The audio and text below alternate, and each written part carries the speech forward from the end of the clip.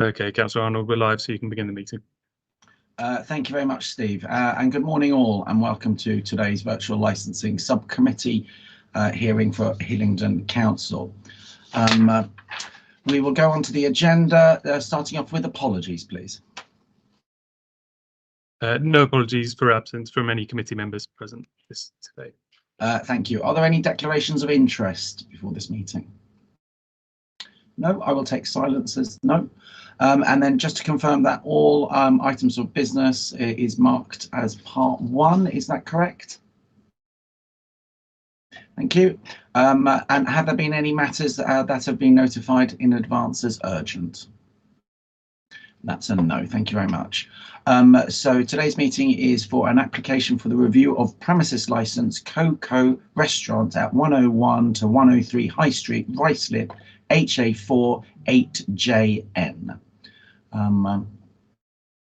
So we will start off with the licensing officer. If you'd like to introduce that, I believe that's you, Steve Dorwell. Thank you, Chairman. Good morning, everybody. You've all had the report bundle and are familiar with the salient points of the premise license application. May I take this opportunity to provide you with a verbal summary of the application and assist the subcommittee to determine the outcome of the review application. The review application has been brought by the antisocial behaviour team by Officer and Manager Adam Stitson. Coco has caused intermittent noise issues over the past 6 months or so prior to the review application being submitted. Noise from music events lasting long into the night has blighted the premises and the residents living nearby for this period of time. Despite the intentions of management to try and curtail the noise, they have had little effect on conforming to the licensing objectives, and most notably the antisocial behaviour legislation which Adam Stitson will be enforcing, which is the noise abatement notices. Major concerns have come to the attention of licensing when there was a firework display taking place on the 6th of November in an alleyway organised by the management of Coco. There was no risk assessment or consideration given to the safety of those around them, most notably the residents and the general public at large. Notices have been served on the premises and very little credence shown to the first notice, and within a week the notice was breached and further intervention was taken by the antisocial behaviour team on this matter. The premises was then absence of music and regulated entertainment, which was operating at a good level of compliance when I visited the premises on the 10th of September. Myself and Senior Licensing Officer Lois King was present at this visit, and at this occasion we were happy with the compliance that was being witnessed, but must noted is there was no actual music event taking place on the 10th of September. It was operating purely with a restaurant scenario with background music for the guests to enjoy. On this particular occasion, we met Mr. Walia, and he laid out the plans to combat the issues with the noise. This was reassuring at the time, and the premises management was taking all the initiative and the steps to ensure compliance with the licensing objectives and with not causing any more noise pollution. Residents have engaged with the local ward councillor to voice and raise their concerns. This followed the visit on the 10th of September, when literally days after the premises was then non-conforming with the objectives of the Licensing Act. The Licensing Authority and the Antisocial Behaviour have worked closely with the residents to provide updates regularly to Councillor Cawthorne on the investigation to try and reduce the disturbance to residents and to bring the premises into compliance. The premises needs to be a bit more centred around food and drink than be a hybrid type venue. This means they will should be really curtailing down their regulated entertainment in terms of not it causing a nuisance, i.e. not having music late into the night and loud music late into the night, because it clearly they are non-conforming with this licensing objectives whilst having this activity. Reduction on the hours relating to regulated entertainment and conditioning the license to reflect the issues surrounding the escape of noise should then bring this premises into compliance. This is a brief summary of the report. Thank you very much for that, Stephen Dormer. I will go to questions from the councillors. Councillor Gardner, do you have any questions at this stage? Councillor Davies, do you have any questions at this stage? No. Okay, thank you very much. In which case we will move on to the applicant, who in this case is Mr. Adam Stitston. Over to you. Thanks very much. Good morning, everyone. The application to review is detailed in the appendix 1, which I believe everyone should have. I won't literally read through all of it, but what I would like to do is take everyone through chronologically the manner in which this has come to the council's attention. It is all hinging around noise nuisance as far as the antisocial behaviour team is concerned. It started for us in June 2019, not actually with loud music in this case, but in fact a noisy and very loud extractor fan, which is causing a nuisance to nearby residents. This could clearly be heard from inside residents' premises. So it was a nuisance.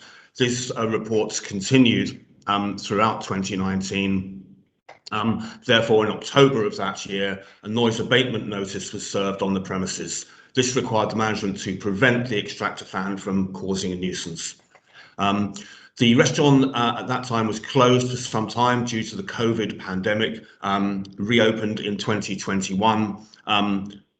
Reports of nuisance from the extractor fan were received by the council almost immediately. A further noise abatement notice was served in May of 2021, this to ensure that this legally binding document was up to date.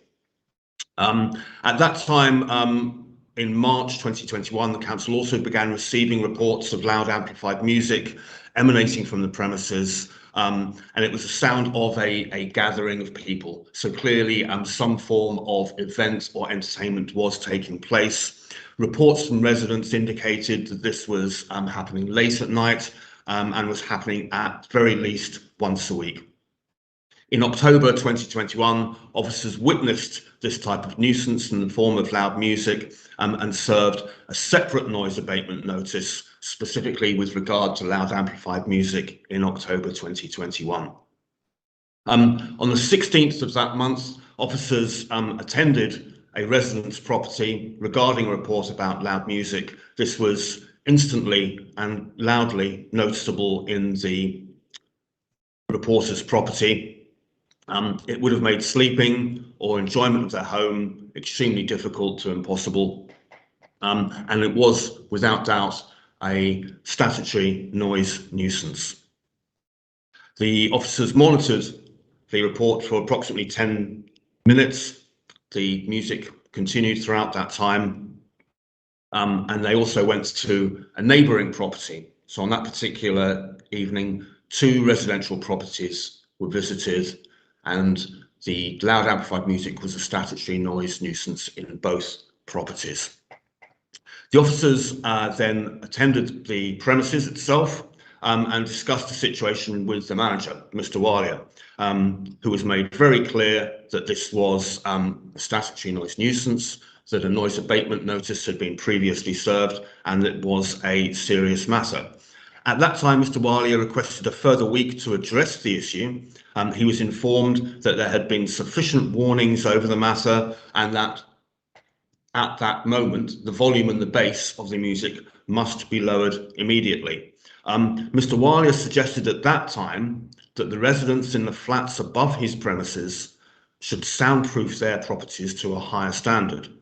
The officers made it clear that it is the responsibility of the management of the premises to take these measures, and that it is their personal responsibility to ensure that any loud music or music of any nature should not cause a nuisance to neighbours. Later that month, in October 2021, there were further reports of noise nuisance. Again, this was witnessed at a statutory noise nuisance level. The manager at that time was informed that this had been witnessed, and they were informed that this was a breach of the noise abatement notice. On Saturday, the 6th of November, a further report of noise nuisance was received. Officers attended the resident's property at that time. However, a statutory noise nuisance wasn't witnessed, so that was not a further breach. However, the officers attending did receive a report that a fireworks display would be held. This is in the alleyway at the rear of the restaurant. In case people don't know the premises, it's Ruislip High Street, so the frontage backs onto the busy High Street. There's an alleyway at the rear. Officers noticed what they described as a large gathering of guests from the restaurant outside in the rear alleyway. This would be approximately between 30 and 50 individuals. They noted that fireworks were what they described as professional display fireworks. In other words, they were large, they were obviously loud, and obviously not the kind of fireworks that would normally be held, let's say, in a residential property in a back garden, as is normally the case. They approached to speak with the owner of the restaurant. They wanted to see evidence of insurance and risk assessments of the display. None of these were shown to the officers, and nor appeared to be in place. The officers noted that no safety precautions appeared to be taken. The area was described as very narrow and surrounded by bins full of waste, discarded cardboard boxes, and indeed gas canisters. The fireworks were let off, where residents who lived above the shops were clearly very alarmed and distressed, both by the nuisance created by the display and the lack of health and safety. Residents reported that they had received no prior notice as to this event. The following day, further reports were received from a resident regarding events of the night before. These gave us a few more details about the specific event. Apparently, a large ladder was found on the roof with an attempt to set the fireworks off from that particular location, but they were actually prevented from doing so by a resident whose property abuts that roof. This caused sparks from the fireworks to fly into residents' residential properties and nearby bushes and trees. Fortunately, no one was injured during these events, and so the impact on the residents was one of quite significant stress and anxiety. And also, it was reported that once the fireworks had ceased, there were apparently drummers in the restaurant causing a further noise nuisance. So these are just some of the events that have taken place really over a considerable number of months that have led to this application being made. And it is considered that the management of the establishment have been given a number of months and a great deal of time to take steps to make changes and prevent a nuisance being placed. I note that Steve has said that the issue would essentially prove to be the fact that there is a sort of hybrid nature of this establishment. Essentially, it's a restaurant which becomes, I think, for want of a better word, almost a disco or nightclub style venue after a certain time.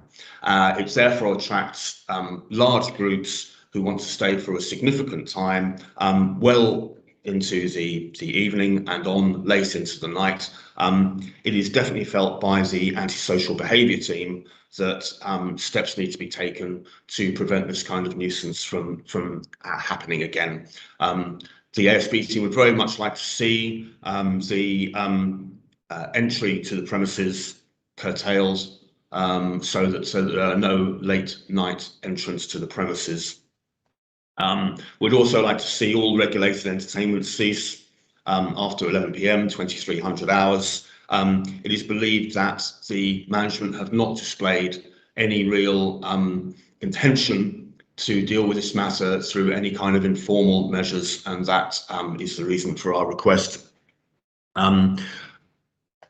Although the management of the premises have expressed from time to time a willingness to cooperate with the council with regard to these issues, it hasn't been forthcoming, and residents definitely report that there really hasn't been any improvement in both the activities taking place and the manner in which the restaurant conducts itself with regard to residents.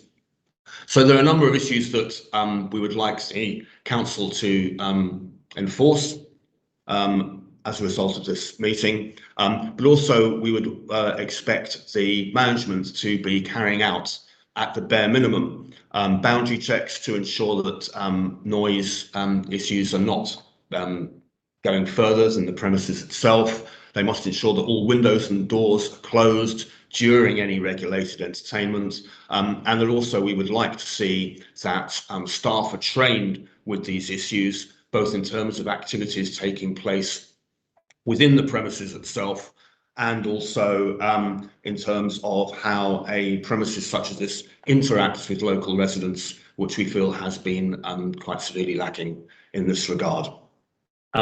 Attached in the appendix are the various noise abatement notices and statements of officers who have been there. They give in a lot more detail information that I have just gone through, so I won't read those out, but I will obviously be happy to answer any questions related to this matter. Thank you. Thank you on behalf of the applicant. We will go to questions. Councillor Gardner, do you have any questions for the applicant at this time? Yes, I do. Was I hearing things when you said that the manager of the premises suggested that the residents got their houses soundproofed? Yes, this is on the 16th of October. It was Mr. Walia, when challenged by the officers. In my report there in Appendix 1, Mr. Walia's response was to suggest that the residents in the flats above his premises should soundproof their properties to a higher standard. This is also detailed in the statement of witnesses, the one dated of 16th of October 2021, a statement of Jamie McCarthy. Mr. Walia then told us that the owners, tenants of the flats above his premises should soundproof their properties to a higher standard.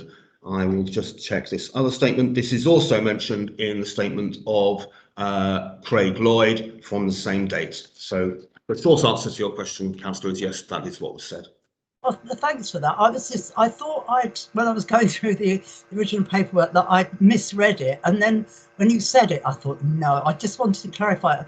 Also, on the fireworks, do the residents say, I mean, they're more likely to know whether they were actually display fireworks for exhibitions as opposed to the little sparklers and things that we had when we were children? I'm going back a long time, but you know what I mean, yeah? Do indeed, yeah. Certainly that was the opinion of residents at the time, and it was also the opinion of officers who visited the premises. I'm just looking at the witness statements for there. Certainly they were of the opinion that those were display fireworks, not the type of fireworks they would normally use in a property, a residential property, and certainly not ones that were appropriate for the restricted area that they were being used in. Do you mind, Chair, if I ask one more question? Please go ahead, Councillor Gardner. Do you think, judging by, I mean, I've got my own opinions, judging by some of the things that have been said, but do you think that the manager actually doesn't realise that he actually has residents living above that can hear things? It just seems very, very strange to me.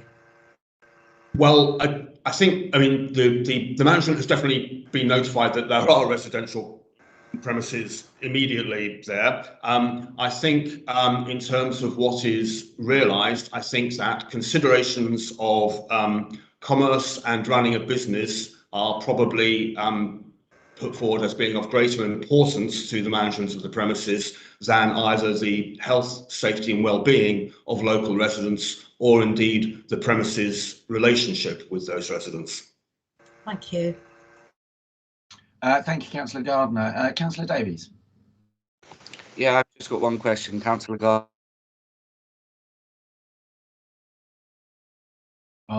You've broken up there. I don't know if he has heard. Make any attempt. Sorry, can you repeat that? You broke up there. Sorry about that. When the fireworks were taking place, did the DPS make any attempt to stop them when ASB informed them it was wrong? No, my understanding was that the fireworks continued. They were not curtailed, and that no attempt was made to prevent it, and indeed no attempt was made to introduce the proper safety precautions that would have been appropriate at an event of that nature. Okay, thank you. That's all I've got. Thank you. If there are no further questions from the councillors, we will move on to the responsible authority. Ginny, if you'd like to speak, please.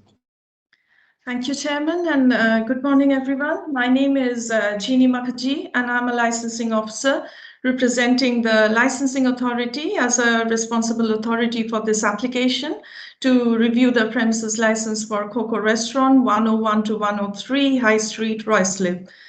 This review application was submitted by Mr. Adam Stitson, team leader of the Council's antisocial behaviour team, in relation to the undermining of the prevention of public nuisance, which is one of the 4 licensing objectives. We have already heard Mr. Stitson outline the issues they have had with the operation of the restaurant and the concerns they have in relation to it. The licensing service is fully supporting this review application and the recommendation to exclude regulated entertainment from the license. You will note from reading the review application and the supporting information that there are some serious concerns regarding the promotion and upholding of the prevention of public nuisance and also public safety objectives under the Licensing Act 2003 at the premises. The documents set out the history at the premises of non-compliance with the license and its conditions and associated nuisance experienced by local residents living above the property following several complaints to the council's out-of-hours officers. It also details the breaches of a noise abatement notice committed twice within 2 weeks from when it was issued. I don't intend to go through every point as it's already there in the agenda pack, but I'll try to summarize it the best I can to emphasize on the contraventions which were found at the premises. So the history of the noise nuisance, as Adam Stitson has already mentioned, is mainly surrounding the extractor fan and loud amplified music arising from inside the restaurant. There were 3 noise abatement notices served to the premises between October 2019 and October 2021. These have been exhibited in AS1, AS2, and AS3 of the agenda pack and can be found from in pages 23 to 30. Now, Exhibit AS3, which was served on 9th of October 2021, was relating to, within quotes, stop or cause to stop the excessive volume and bass noise from speakers. So just a week after this, on 16th of October 2021, officers on duty received a call regarding loud amplified music emanating from Coco. They soon visited the complainant's dwelling and their neighbor's property to assess if the noise exceeded the permitted level. Exhibit AS4 on page 31 in the review application is a witness statement from the officer who visited both the properties and states that the noise observed that day would class as a statutory noise nuisance, and then additionally was a witness breach of the noise abatement notice served to the restaurant only a week earlier.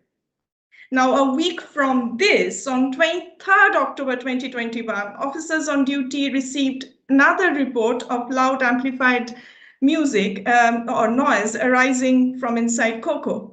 On attending the complainant's dwelling at 2300 hours, they witnessed yet another statutory noise nuisance and a further breach to the noise abatement notice served only 2 weeks earlier.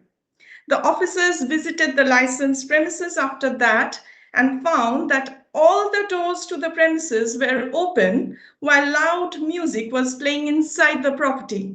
Now, condition 8 on the premises license, current premises license, which is Appendix 3 in the agenda pack, and the page number is 54 for Coco, explicitly states that all windows and doors will be kept closed except for entry and exit at all times when regulated entertainment takes place. Therefore, there was not just a further breach of the noise abatement notice, but also a breach of the premises license condition. So careful and thorough consideration on the part of the license holder and the DPS, that's the designated premises supervisor, towards the impact a venue can have on neighbors is of utmost importance and a good practice measure for any licensed premises. Preventing public nuisance is an essential part of any business and can be achieved by creating an environment that controls nuisance by training staff to increase their awareness and training so they can assess the potential risks and work towards minimizing possible disturbances. And all this involves greater management control, which unfortunately was missing here. The representations from the residents all unequivocally state the unlawful interference the extreme noise from the premises has caused with their sleep and enjoyment of their properties, and the complaints are a plea for protection of their legal right against such statutory nuisance. In addition to this, as already mentioned, the fireworks display, which was held in the alleyway at the rear of the premises on 6th of November 2021, further raises concerns on the management at the premises as it undermines the licensing objective of public safety. From the officers' witness statements, we know that there was no adequate safety precautions with a crowd of people congregating in a narrow space to watch the display. No consent from the council's licensing team was sought by the management and the DPS at the premises before holding the display. Any licensed premises have a duty of care to ensure the safety of their neighbors and visitors if they're having their own firework display. In this instance, despite the fear and disapproval of the residents, the management and the DPS at the premises failed to alleviate their safety concerns and went ahead with the event regardless. On top of this, the premises was also found to be breaching the COVID-19 restrictions on 2 separate occasions. They were issued with 2 appeals from visits made to the premises by licensing officers on 16th of October 2020 and 24th February 2021, when the premises were found to be open and operating without any reasonable excuse. So, though the appeals were later paid in full, this is extremely concerning that the management and the DPS at the premises compromised on the safety of the members of the public by operating irresponsibly and in complete breach of the coronavirus regulations at the time. So all these breaches are extremely concerning and do not instill confidence in the ability of the management to operate the premises in a responsible manner and to uphold the licensing objectives. Though the management has from time to time stated their willingness to cooperate, we can see in reality the advice rendered by ASBET officers was not followed up with any noticeable improvements at the premises to rectify the situation. We therefore believe that there is a risk of similar incidents occurring at the premises in the future, unless appropriate measures are taken. In our view, new management should be installed so the premises is run to a satisfactory standard, and the current DPS is not given any control of the running of the premises in the future. We trust and respect the decision of the licensing subcommittee. In terms of outcome, Mr. Stetson is asking for exclusion of regulated entertainment from the premises license, which we concur with. Additionally, from a licensing perspective, we seek the removal of the DPS and attaching appropriate conditions to the premises license to ensure that going forward, the licensing objectives are being met by the premises. So this concludes my submission on behalf of the licensing authority in respect of this application. Thank you. Thank you very much, Ginny, for that incredibly passionate representation. Is there any questions for the responsible authority? Councillor Gardner? No. Councillor Davies? No. In which case we will move on to the other interested parties. We will start off with one of the ward councillors, Councillor Cawthorne, if you'd like to speak. I will indeed. I won't speak for long because we've had it chapter and verse from the officers team, and I must admit it really is quite something. It really is quite unbelievable to listen to, really, when I look back. Can I just say, first of all, thank you, Chairman and committee members, for giving me an opportunity to address you briefly today. There was reference to a Mr. Batson earlier. I don't think he's on the call, but actually he and a number of other residents have been in touch with me about this. Look, I'm not anti-business. I'm a conservative, for heaven's sake. We know that businesses have had a hell of a hard time in the last couple of years. But I fully support the officers in their proposed course of action here. I would thank Mr. Stetson and his colleagues for their dogged pursuit of this. I guess we're in a situation where the management are either completely ineffectual or they're sticking two fingers up, frankly. I know what I think it is, but I should choose my words carefully in this forum. They are clearly not receptive to what's been put forward. The noise has continued unabated. Live music until the early hours of the morning, outrageous suggestion that residents should take care of their own soundproofing. It really is complete nonsense. It does make me wonder about the training of the designated premises supervisor. I was one of those in a previous professional life, and I found that quite rigorous. And, so I think if we're suggesting that person should be removed or retrained or replaced, I'm very much up for that. I didn't quite capture what is being suggested in that regard, but I would certainly support some measures there without a doubt. So yes, I mean there's very much a clear licensing objective breach here. We need to act. This has to stop. I would simply say, in addition to that, that there was reference to the extractor fan issue as well. That has gone on for over 3 years. I mean, granted, there's been periods of closure during COVID. But as far as I know, that has not yet been resolved either. I appreciate that's not before you today, but I would just throw that in for good measure. So really, thanks to the officers for their work on this. I support the measures that have been put forward, and I hope very much that we can end this public nuisance without further delay. Thank you very much. Thank you very much, Councillor Cawthorne. Do any of the committee members, councillors, have any questions for the ward councillor? No, in which case we will move on to some of the other interested parties. This is in no particular order, but I'm going to start off with Heather, if you'd like to say a few words. Hi there, thank you very much, and thank you for letting me attend today. I've outlined my experience of living above this restaurant pretty thoroughly in the report that you all received, and I don't have much to add that wasn't already beautifully said by our lovely Hillingdon Council. So with that, I am fine. Thank you. Thank you very much. I will move on to the next resident, Mark Batson. I believe you're on the call. Would you like to say anything? Yeah, I'll keep it very brief. Again, just thank you very much for having me on the session here today. I think, yeah, I don't really have much more to add than what's already been said or what was in the statement. But, just I think probably to Janet, your point, I was actually the resident that, that intervened with the firework display on that particular day, and I can assure you they were not, personally used fireworks. We're talking 20 plus boxes the size of suitcases that were going to be put up on the roof had we not intervened. So, Yeah, I mean, I think Councillor Philip Cawthorne's right. I think, you know, there's pretty clear one of two things happening here. You know, for the breaches of abatement, I mean, there's many more occasions where we just simply haven't had the fight to even bother ringing to report them. There's so many more occasions, even continuing even the weekend just gone.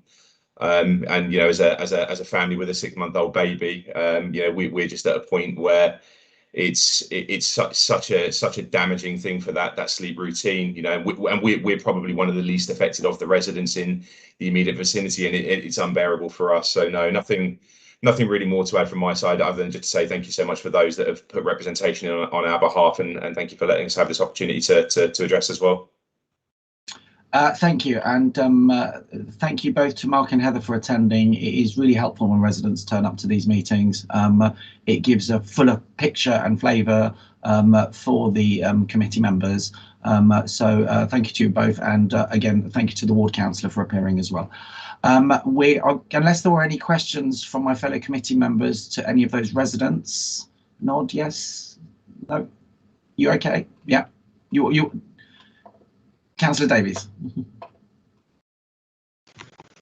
Hi, thank you, Chairman. Mark, do you believe that if we were to make these amendments of removing entertainment from the premises or anything like that? Sorry, I don't know if anyone else, I'm really struggling to hear you. It's really breaking up. Apologies. Yeah, Councillor Davies, I might recommend that you turn your camera off, and it might increase the kind of bandwidth for your audio. There we go. Can we hear me now, guys? Yeah, that's fine. Thanks. You're better off not looking at me anyway. Do you believe that if the entertainment before 11, if they were only allowed entertainment before 11 o'clock, would really help, or do you think that the DPS would just have the entertainment in there earlier, giving you more noise pollution? I mean, to be completely honest, I mean, the noise problems really start for us anywhere from around 8:30 to 9 o'clock, depending on how busy the premises are at that stage in time. I mean, the majority of days, actually, even if there's 3 people in there, that the noise volume tends to increase from about 9 o'clock, you know, getting up to full volume by around 11. So, you know, from our perspective, we don't believe limiting at 11 will completely solve the issue, but I think Councillor Cawthorne made a very good point. You know, we're very, very pro-business. We actually really enjoy Coco as a restaurant. You know, it's, you know, I'm quite happy to say that it's probably about my single favourite Indian food restaurant. You know, the food is absolutely incredible, and I'd hate to see them shut as a business, but we you know, that it's that kind of nightclub disco element that I think Adam Stitson mentioned, that's just the problem. So for us, it's once that music volumes get up, and you know, if they were to focus on the core business, which I'm sure they're making, you know, great business from on the restaurant side of it, you know, if they were to focus on that, you know, we'd be very happy to continue supporting them. But we've had many conversations with the managers, a full meeting with them on, I believe it was around the 12th of September, where a number of actions were agreed, and you know, as we highlighted quite a lot of depth here, nothing was done off the back of that. Does this also include the promise, I believe, on page 64, where they said they paid £1,000? Sorry, your audio is really cutting out again. I don't know if that's just my side or not, but sorry. I'm really struggling to hear you. It may be best, Councillor Davies, if you try and I see you've got some Bluetooth earphones in. It might be that connection there. So if you have a mic built into your computer or laptop. Can you hear me now? Yes. Perfect. So I believe it might have been Heather that had text messages sent from the DPS about £1,000 being paid for soundproofing. Has this taken place? Do we know? So that was actually my housemate who also made representation, Jenna Knowles. But I can speak if I'm allowed to on her behalf, but is that okay? So there apparently was double glazing put on the windows. She had messaged to ask the volume to be turned down, and that was the response, that double glazing had been put in place. Here is a bank statement of £1,000 that was used to purchase the double glazing of the windows. However, the sound problem isn't out the front, it goes up through the walls. So double glazing is delightful, however, makes no difference to how we are hearing the sound and the bass and drums and DJ and people and shouting from within our house. Okay, so making the DPS review their sound proof. Councillor Davis, I'm going to stop you there for a moment because you keep breaking up. So while we try and fix your audio, I'm going to go on to Councillor Gardner, please. Yeah, I'm trying to work out what exactly is this premises. Is it an Indian restaurant with music attached, or is it an Indian restaurant where you can take your own music in? Because they said at one point there were drums going on. I'm just intrigued. I mean, I frequent Indian restaurants, and to be perfectly honest, if there was music like that, I'd get up and walk out if it was disturbing the resident. I'm just trying to work out what exactly the place is described as. So from our observations, Ms. Gardner, it seems to be that it's sort of a full restaurant with sort of background ambience up until sort of around 8 p.m, 9 p.m. But then as tables start clearing, I believe part of the actual floor is cleared to kind of almost become a dance floor, and it actually sort of almost flips into a full nightclub structure. But but between those hours of sort of 9 and 11, as they can clear more and more tables, it almost then begins operating as a fully fledged nightclub. And certainly the music then changes from very much from background music to, I mean, you can see the adverts across social media. It's anything from quite loud sort of electric music, drum and bass, real kind of thumping bass music, to live drum performances. And we've had instances where those drums have been bought in and just starting their main set at gone midnight. So it very much needs to be restaurant, kind of restaurant by day, nightclub by night, is what we've observed as residents. Oh, thank you for that. I was just intrigued because, as I say, I love a good curry, but I mean, there's certain things that would go on that I'd rather not. I mean, an ambient noise from a restaurant generally is just chatter and maybe a bit of music in the background, but not that would disturb the upstairs residents. Thanks for that. Very welcome. Thank you, Councillor Gardner, and thank you, Mark. Well, I'm going to move on. We will now go to the licence holder. So, Mr. Panchal, over to you, representing the licence holder. You're on mute, Mr. Panchal. Oh, sorry. Thank you very much, Chair. Thank you. Good morning, everybody. I'm here today on behalf of the applicant, not behalf of the applicant, but on behalf of the business. I'm also conservative. I feel like that chances to businesses must be looked into, and also the residents to be looked into, and everybody must work in harmony. But there is one thing that I need to, before I put my application in, Chairman, we did, as soon as this review had been put up and I was approached to look at the review, I did go through Steve Domer to make sure that the responsible authorities and us can have a meeting to resolve these matters and to see how far we are going, or what is a better way of making sure things work. So I'd like Steve Domer to confirm that we did try and get these meetings arranged prior to it, but because of the New Year's and the COVID, the meeting could be made. I would like to put in a couple of things forward to the committee. First of all, let me just put it very clear.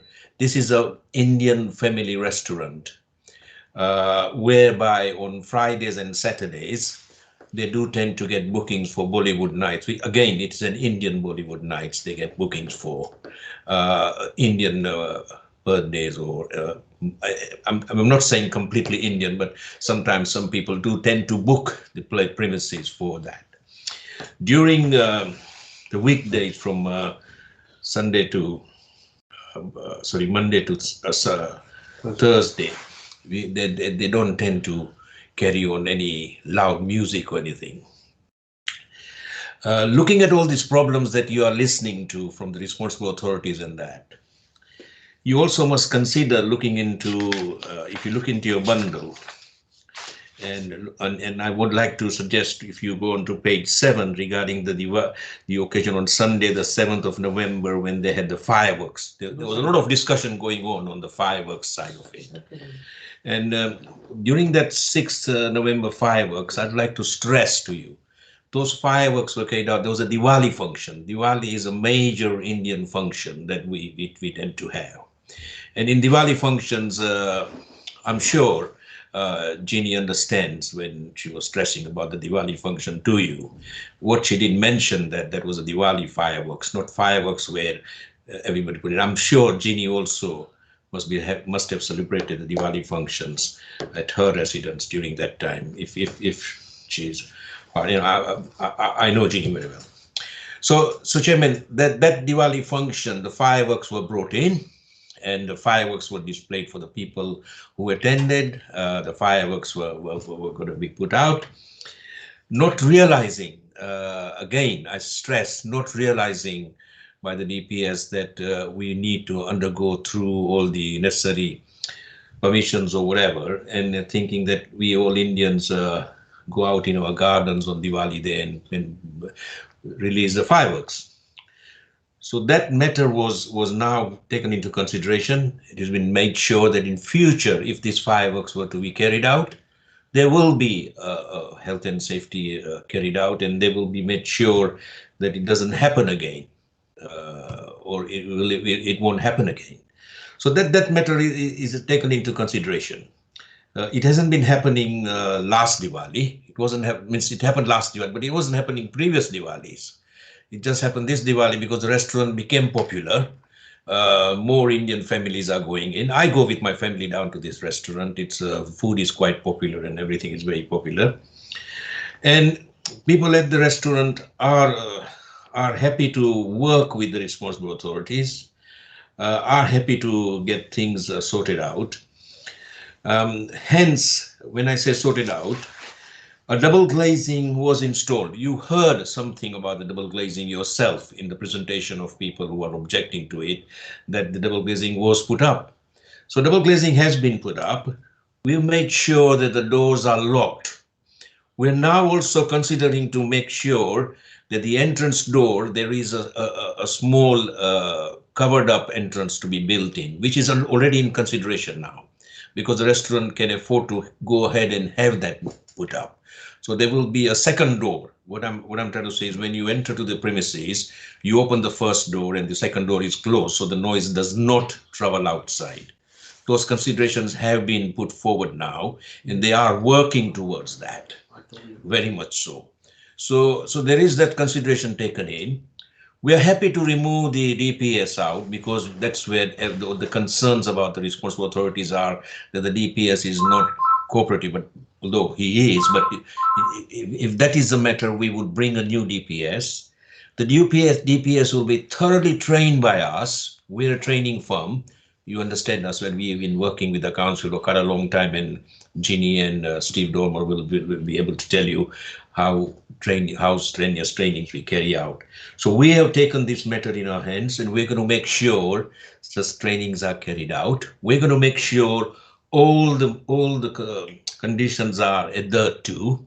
We're going to make sure a sound we've already suggested, and that matter is taken into hand. Even before when this came in and we were involved, we suggested to the responsible authorities and to the clients that a sound controller be installed.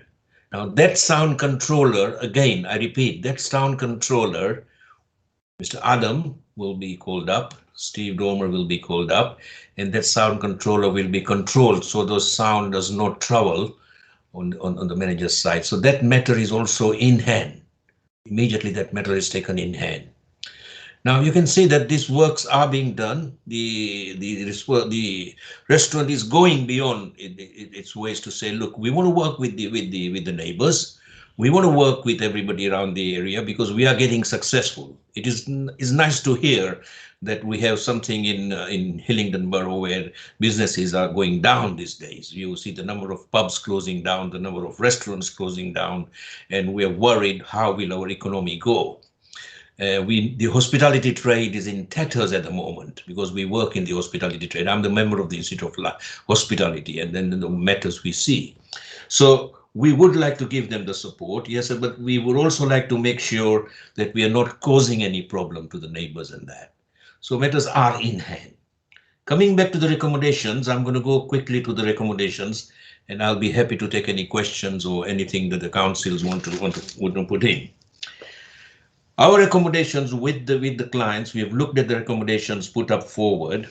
If you look onto your page 3 of your bundle, Chairman, the recommendations put down by the Mr.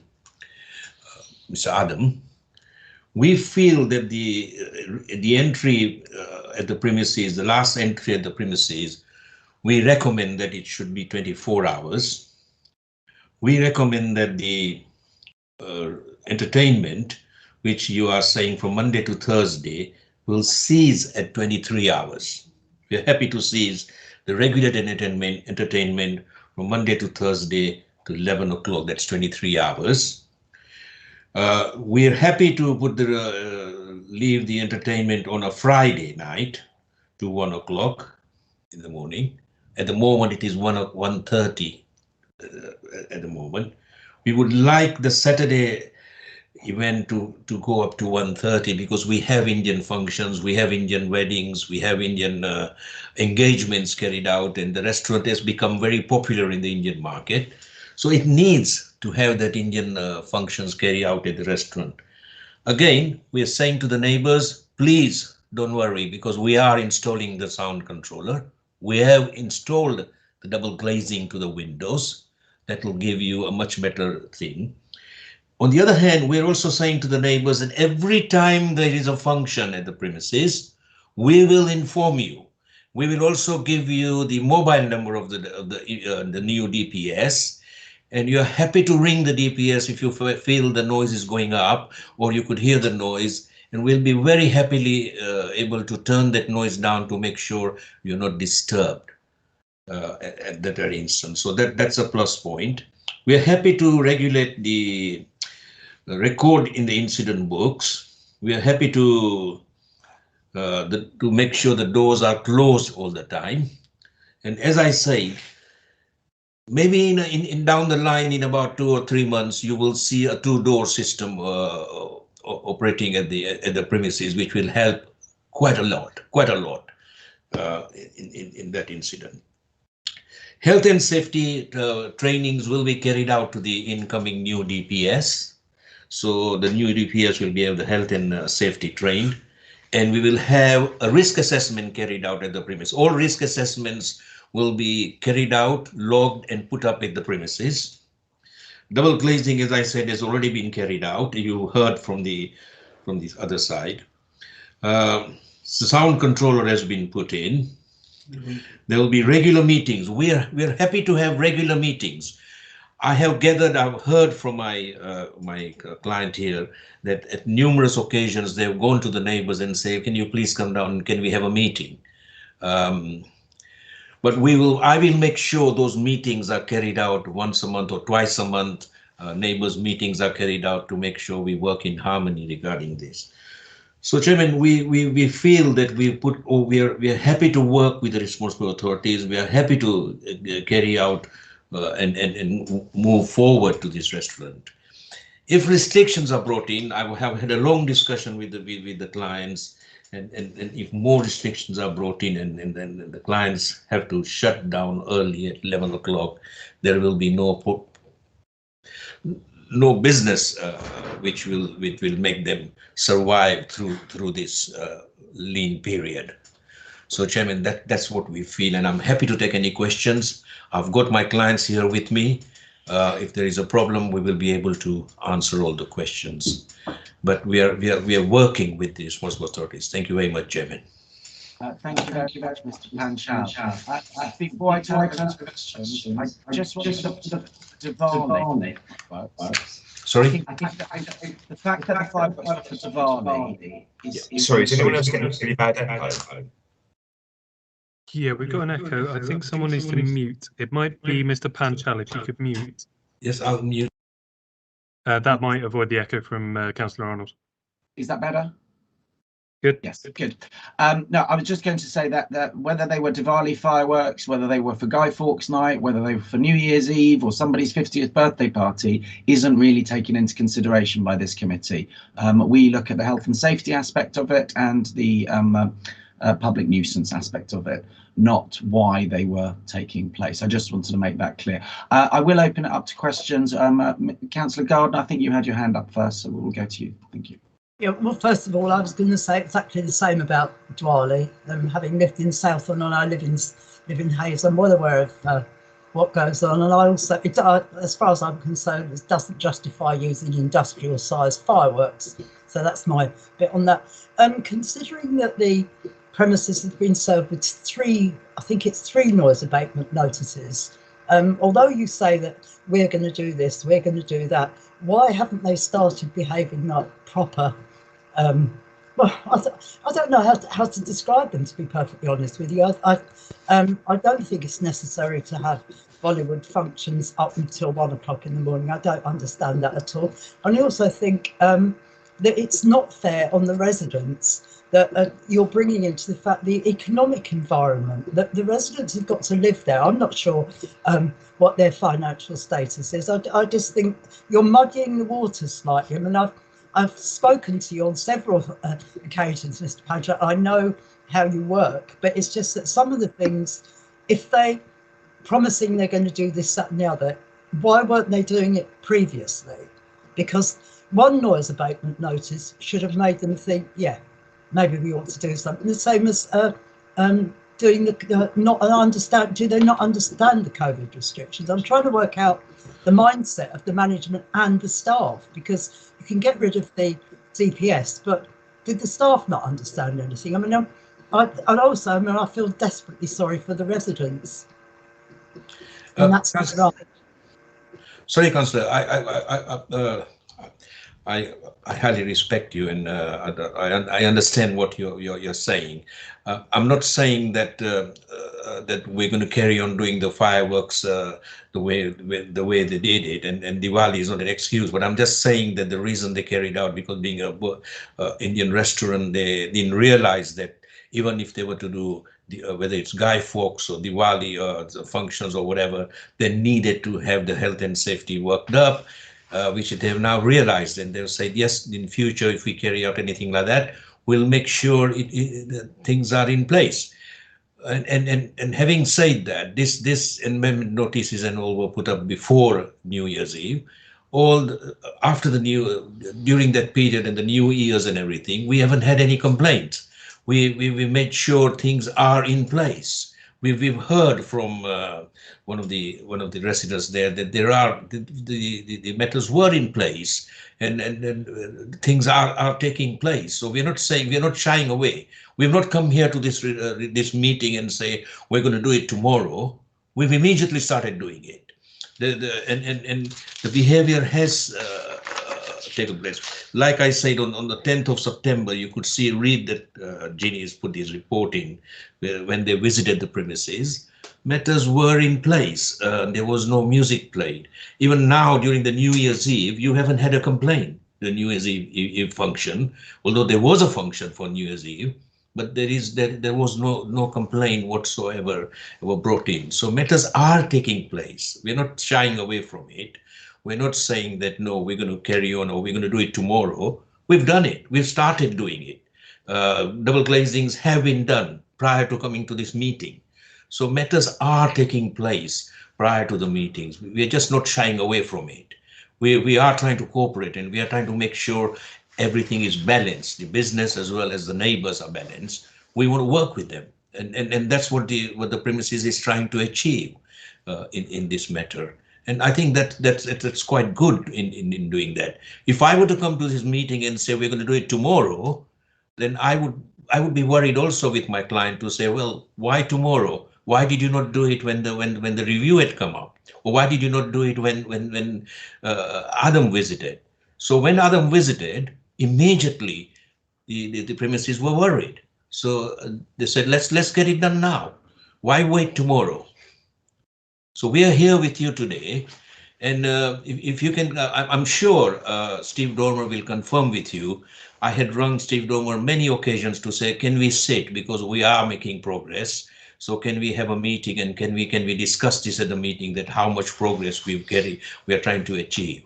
But unfortunately, due to the New Year's Eve and Steve going away on holiday, we could not meet together with the rest of the people, and we are here today in front of you. Thank you. Just before I pass back to Councillor Gardner, I just wanted to let everybody know we are currently still in the licence holders presentation, where the committee members, Councillor Davis, myself and Councillor Gardner, are allowed to ask questions. I see quite a few others have put their hands up. That's fine. The next part of this meeting will be a general discussion where I'm more than happy to call on you. But for this stage of the meeting, it's only Councillor Gardner and Councillor Davis that can speak. So back to you, Councillor Gardner. Do you have a follow-up question? Yeah, I did. I noticed that Mark Batson, sorry to see your name up there, he did say that there was noise nuisance last weekend, and he got to the stage where, I mean, it's not for him to answer, it's for you, Mr. Panchal, but they just can't be bothered. It's just been going on for so long that they just think it's just another event. So it's not actually getting better. It's just that the residents have probably given up. Completely. That wasn't really a question, Councillor Gardner. So unless you have another question, I'm going to move on to Councillor Davis for a moment. Sorry, it was sort of a question, because Mr. Panchal is saying that everything is running smoothly, but clearly it isn't. So he must have his information wrong, haven't you, Mr. Panchal? Sorry, Councillor, I take the information from the best information from the client. That's my point, that I'm taking the information. The client's here, and they're saying to me that last weekend on Friday, there was no issue about the sound. So that's where I'm presenting to you. But if you think there was a problem, there is no complaints come to the client. There is no complaints put forward to the client. So that's all I can say. Okay, thank you. Councillor Davis, did you have any questions? Yes, thank you, Chairman. The fireworks that were provided, were they by a private company? Because you've said that the restaurant wasn't aware that they should have health and safety and risk assessments. When ASB asked, I believe if you look on page 42, in the statement given, the manager actually says, we have the risk assessment and the paperwork, but we don't have them with us, and it couldn't be provided at the time. This to me would show that there isn't much trust already. They've told us they have paperwork, but we can't see it. Getting the information from the client, the fireworks were ordered and were to be displayed by somebody else, a prominent company, a fireworks company, a display company. We can provide the name and number of the company. And we are happy to provide the name and the number of the company. Councillor Davis, did you have a follow-up? So you're saying that you had a reputable company doing the fireworks? Yeah. Okay, so when ASB come in and said, look, this wasn't right, why did the DPS not stop this? They spoke to the gentleman who done the fireworks. I gather from the client that they spoke to the chap who had come from the company. Right. Okay, Chairman, I have one more question, if that's okay. Also, you stated that you'll be changing the DPS and they can have a mobile number for contact for residents. Is that correct? That's correct. If that was to happen, will you ensure that the mobile is working at all times? Because I believe if you look over the evidence, some of the excuses that have been given is that the mobile phone wasn't working when residents have attempted to contact the DPS. Definitely, we will make that into consideration. Thank you, Chairman. No more questions. Thank you, Councillor Davis. Councillor Gardner, I did cut you off earlier. Are you finished for this proportion for questioning? Thank you. All right, and thank you for your representation, Mr. Panchal. We will now move on to the more substantial led discussion which is an opportunity for anybody to ask any question to any other party through the chair. Councillor Davis, Councillor Gardner, if it's okay with you, I'm going to go to some of the other people here first, and then we can finish off with the two of you if there are any questions. Stephen Dormer, I believe you had your hand raised. Yeah, thank you, Chair. Just to clear a couple of points that was raised during the submissions from Mr. Panchow. The Adam Stitson's review is his application, and I did ask Adam earlier this week if he wanted to have a meeting with the client of Mr. Panchow and Mr. Panchow, but Mr. Stitson felt that the forum was best being done by the licensing subcommittee and have every submissions being carried out as we are today. So that just to clear that point up. The other thing I want to make, actually, because that's a really good clarification. Yeah, and another thing I need to clarify is I just want Mr. Panchow to make his client aware that we do have an event management form on our website, or we can email it to him for his client to fill out if they are having things that are out beyond like a firework display or some sort of description for a religious event, and it's assessed by various responsible authorities to ensure that the event would be done in a safe manner. It's not a legal obligation, but it's a service that the council do provide. So it would be good if he made his client aware of that, because if there's anything that that could be detriment to the safety of the public, which is our primary concern here, then obviously that can be raised by the professionals. Well, thank you very much, Steve. We'll definitely take that into consideration. I'll make sure that is put up to the clients. Thank you, Stephen. Adam. Thanks very much. I just have some further points of clarification rather than questions. Steve is absolutely correct. I did want this meeting to take place formally in terms of the committee rather than have another informal meeting, mainly because representations to the premises have been so unsuccessful. So this is one of the reasons that a further meeting was not acceptable to me at that point.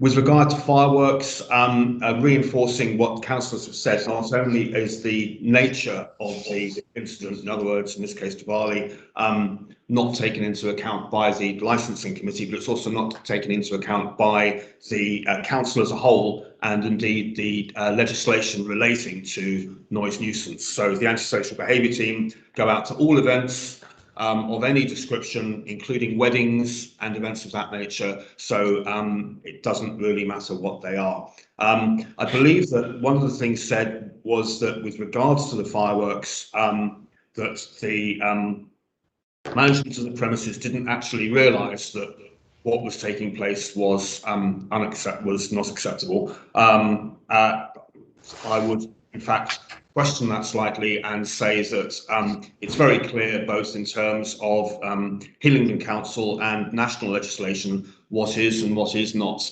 acceptable in terms of how fireworks are utilised, and indeed it would be reasonable to expect any adult, let alone any person who has responsibility for a commercial premises, to realise that events of that nature must take place within strict parameters which were not adhered to. Also, the undertaking seemed to be that if there were further events of that nature, that health and safety guidelines would be more sufficiently followed. I would have to say that from the antisocial behaviours point of view, that is not really the case. The case would be there must be no further fireworks events at all in that location, because it is not acceptable. So really just that's a point of clarification to make that clear. Moving on to some of the points made about adaptations to the premises in order to reduce nuisance. I have not seen them personally. However, in my experience, double glazing is unlikely to be sufficient to sufficiently reduce the nature of the problem in this case. I would also say the same for the double doors, in other words, some kind of a patio area with an entrance, a space of a few feet, and then another set of doors. This may help the sound issue in terms of issuing out onto the front of the premises, But again, I would say that it would not make much difference in terms of the residents who are currently most affected by the noise nuisance. A noise limiter was mentioned. While this would be welcome, it should definitely have been done many months ago. And again, it would be only of limited use in this case. While it would reduce the emission of a noise generated by amplified music, so recorded music, it would cut in after a certain volume. It would not help with the overall situation for local residents who are also concerned by the noise from the patrons of the establishment, as well as non-recorded music such as live drums. It would not have any point there. With regard to the hours, I would just like to make it clear to the committee at the moment that the antisocial behaviour team is not willing at this point to make any recognised changes to the recommendations put forward regarding the hours. We would just simply not find that acceptable at all at this moment. And finally, just to say that the problem remains at the moment the nature of the use that the premises is put forward to at the moment. It's been made a point at the beginning and throughout this discussion that having a premises that essentially is for larger scale gatherings, work dues, birthdays, events of that nature, which essentially constitute a larger group of people coming together to have what we used to call a dinner and dance, let their hair down, behave in a manner that generates a great deal of noise. The premises, in the opinion of the antisocial behaviour, is not suitable for that type of venue. It simply isn't. So thank you for those points of clarification. Thank you very much, Adam. Right, we'll go Mark, Heather, and then Jenny. So Mark, if you'd like to. Thank you very much. It was mostly really just to kind of offer a bit of experience with engaging with the DPS via that mobile number. I personally didn't get the experience of the phone being broken. I actually on multiple occasions did have a conversation with, I guess, the DPS at that point in time. And I guess just a similar point to Adam Stitson there, just along the lines of the rule controller, because I just wanted to question what that would do over and above what turning the volume down would do, because I personally made multiple requests via that phone number. I had done so in person, on a call, on a WhatsApp message, and at every occasion that request was made, it was never once turned down at all, let alone to a satisfactory level from my opinion. So just wanted to offer that as an opinion that we have gone down the route of contacting DPS before. And it was actually that we have now completely stopped engaging with that because we got to a point where we were entirely ignored. And that was the time that I then started engaging with the council via the means I have, and also engaging Councillor Philip Cawthorne. So we did make many attempts to do this directly and via the channels we had, but every request fell on deaf ears or was ignored completely. Thank you for that, Mark. Heather. Hi there, thank you. Yeah, to follow on from Mark's point about the phone number, I too have engaged with that phone number, but I was not as lucky as Mark and I received no replies. So my messages have been ignored and actually never been responded to this date of asking, please could you turn the music down? Nothing was ever done about that. I'd also like to clarify that there were complaints made for this previous weekend. I called the antisocial behavior team and received a phone call back at 2:14 in the morning. However, one person was available, so they weren't able to come out and attend the property, as well as I had COVID, so they could not come into my property due to my self-isolation. The same thing was the previous weekend. I was still obviously I tested positive then, still testing positive this previous weekend. So I didn't make the phone call because they couldn't come. So there was almost no point in wasting the antisocial behavior team's time when they couldn't witness the noise themselves. To the 3 weeks prior to that, we were all back in Canada. So that would show the lack of phone calls to the antisocial behavior team for noise complaints, because none of the residents were home above, whether it be myself in my flat, Mr. Batson in his, or also the residents that live below myself were in Romania. So that is why it was all quiet. Again, thank you very much for letting me speak again. Thank you very much, Heather. Mr. Panchal, would you like to respond to anything that Mark or Heather has said there? Kevin, all I can say is the information that I'm gaining from my clients is completely different from what I'm listening to. Being involved with this client, I find the client much more, from my experience, having met them recently, having met them with this case, and sitting down and working out. A, they're worried. B, they're sitting down working out how best they could go forward with, how best they could respond with things, and how best they could run their business to make it viable. So if they were to spend their time talking to me and getting things in place, it shows that they want to go forward. It doesn't show that they're what I hear from everybody else here. That's what my worry is at the moment. And if I can bring that to normalize, or between both the neighbors and the business, and make it viable in every sense, then I'm happy to do that. And I see there is a way going forward. So you should look at that the way forward. We are all suffering at the moment when we have the COVID around. Yes, we are hearing that the fireworks thing. Yes, there was a mistake made by the fireworks. They've understood that they can't do it. They had a professional company that they appointed. If we were to look into deeply, and if we were to look at into a business point of view, they did approach a professional company to say, come and do. That professional company should have advised them to say, hey guys, you need to have the health and safety in place. Hey guys, you need to understand that you need to have a permission from the council, which they never were told.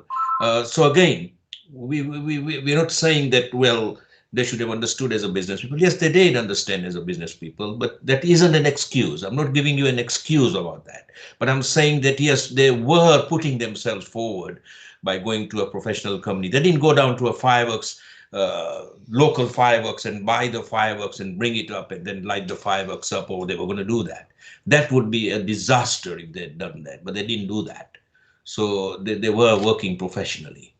Looking at the double glazing, yes, we all understand. We understand from Adam that double glazing is not the only thing that works.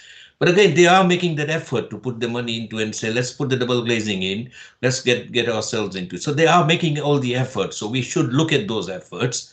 I would like the committee to look at those efforts, work along with that. We are happy to change the DPS as recommended.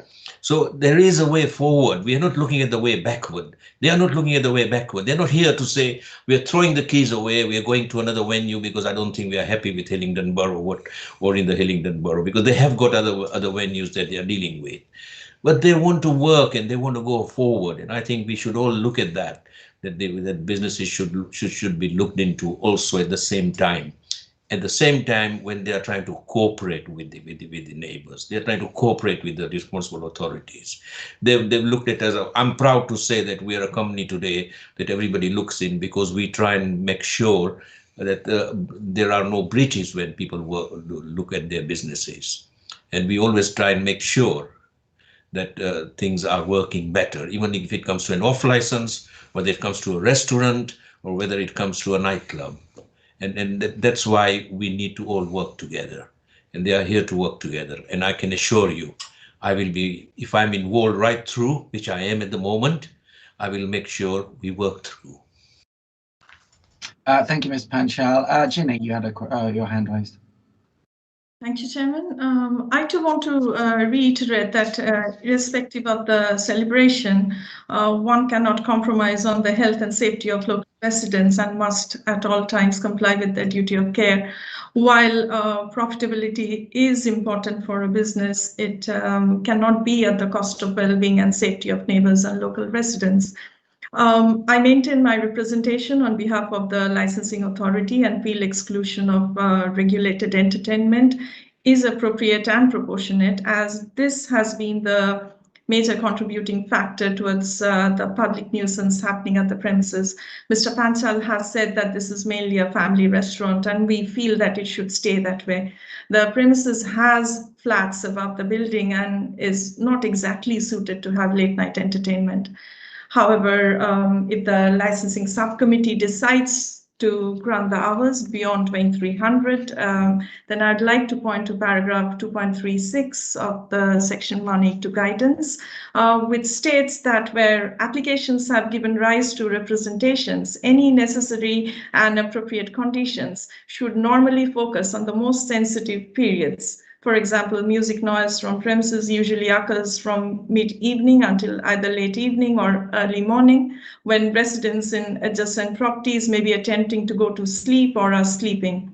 In certain circumstances, conditions relating to noise in the immediate vicinity of the premises may also prove necessary to address any disturbance anticipated as customers enter and leave.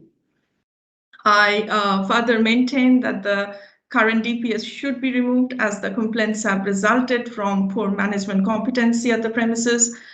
We do support local businesses, and attaching appropriate conditions on the license will help in the promotion of the licensing objectives and the safe running of the premises going forward. Thank you. Thank you very much, Ginny.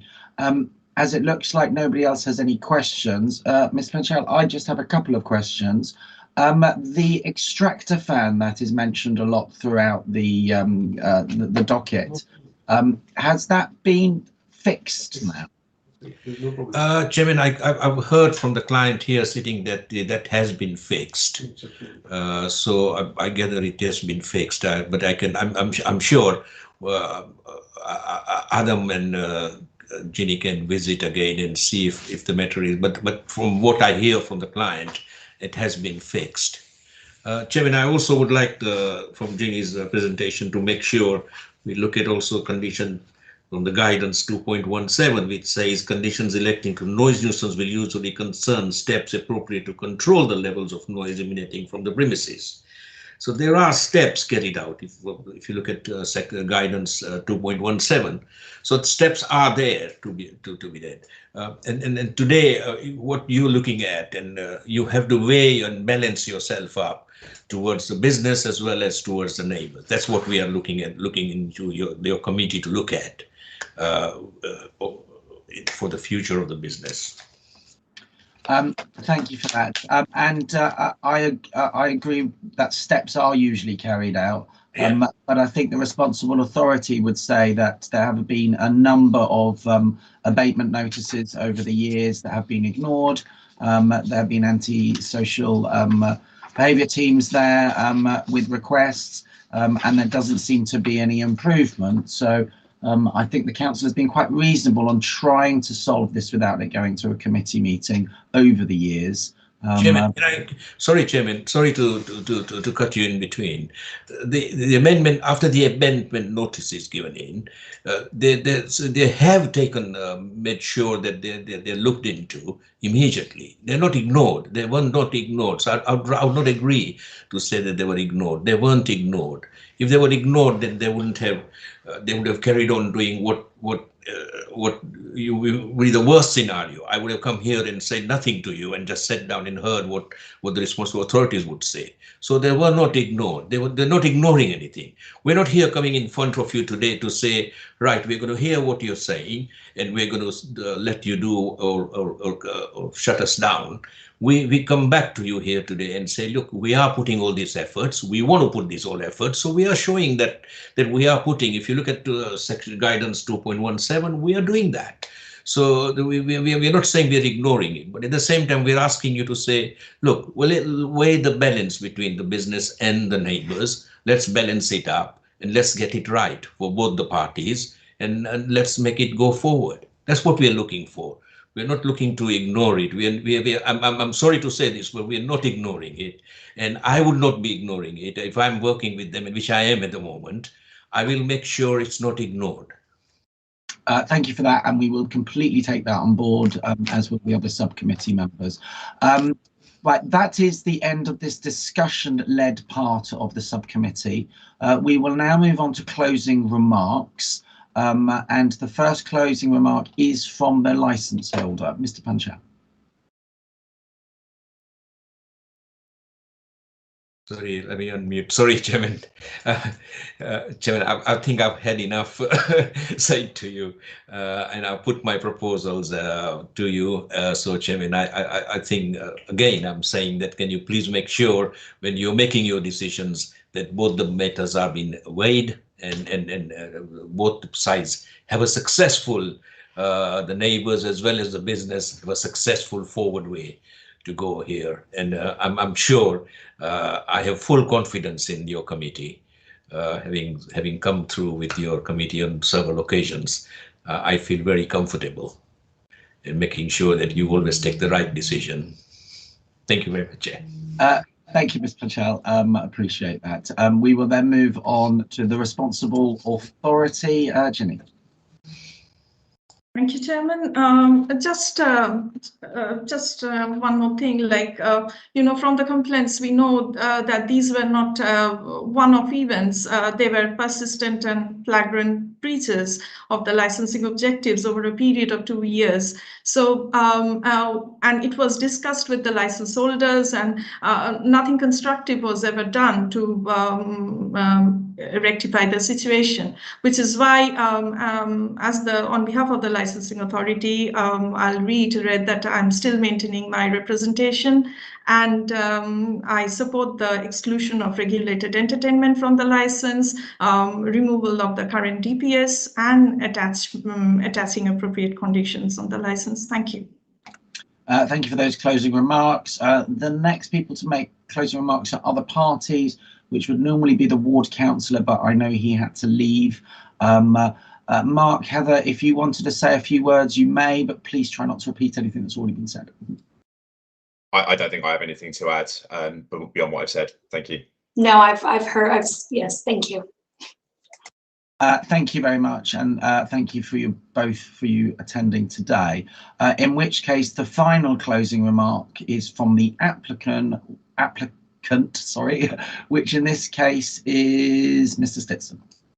Thanks very much. I'll keep my closing remarks brief. These would fall down into two categories without wishing to go through what's already been said. One is the antisocial behaviour team does not have sufficient confidence at the moment in the current licence holders undertaking remedial work, both of a practical and a management nature, in terms of dealing with the noise nuisance which the residents have suffered for an extended period of time.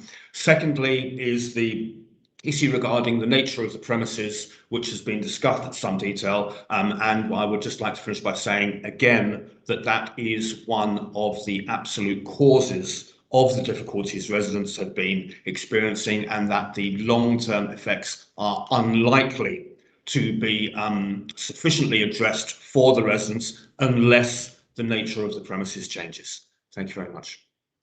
Thank you very much for that. That concludes this part of the meeting. What will happen now is the subcommittee members will deliberate and reach a decision. That decision will then be broadcast in a few hours' time, or an hour and a half, however long it takes us to deliberate. Mr. Panchal, yourself and the client in the normal process will be notified by the end of today of what the outcome is, and a formal notification will be sent out in the normal format thereafter. Naturally, you're more than happy to log onto our YouTube channel and see the outcome for yourself when it is broadcast. So for now, I'd like to thank everyone for attending, and that concludes this part of this licensing subcommittee meeting. Thank you. Sorry, Chairman, before you go, a brief, do we need to log in back, or we can always wait for the email from Steve or look at you?